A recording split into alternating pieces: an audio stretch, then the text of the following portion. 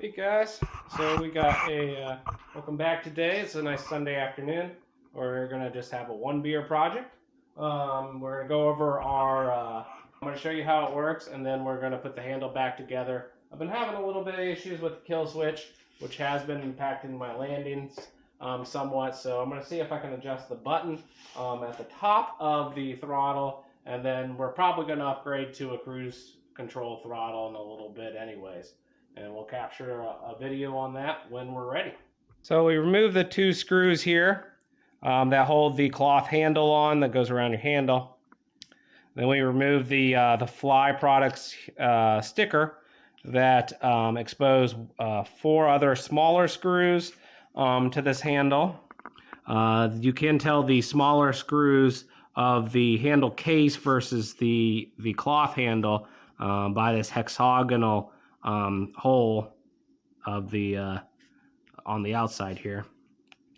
That will then expose here's the kill switch wire, the green and black grounds that we were talking about.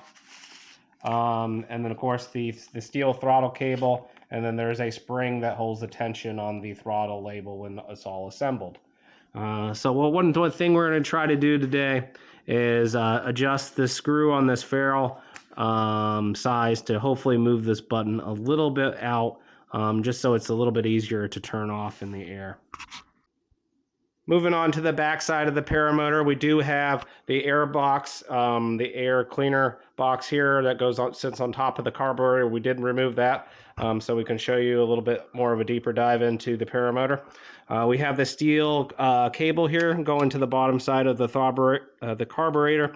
That'll of course change your engine speed with by changing the carburetor.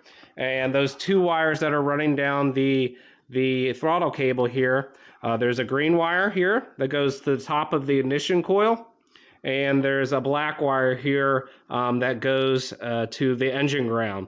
And the way the kill switch works is once the button is activated, it grounds out the ignition coil here, and it cuts the spark.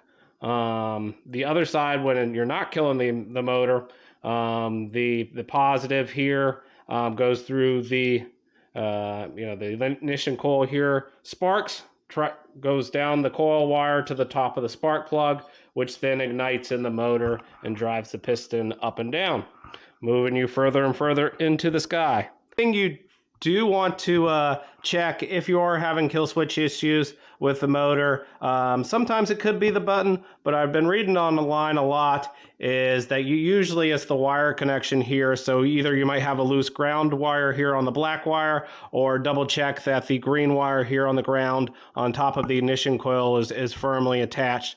Just because the motor is vibrating when you're flying, and probably these two wire connections are the most likely candidates of having an issue if you're having kill switch issues. And here's the completed handle, all put together. Those cloth handles, screws, and then the other screws here, the Fly Products logo that did provide a nice little cushion, but the stickiness is just gone. And so that's it. We'll start her up, make sure it's okay, and then we'll be safe to fly the next time. See you on the next one.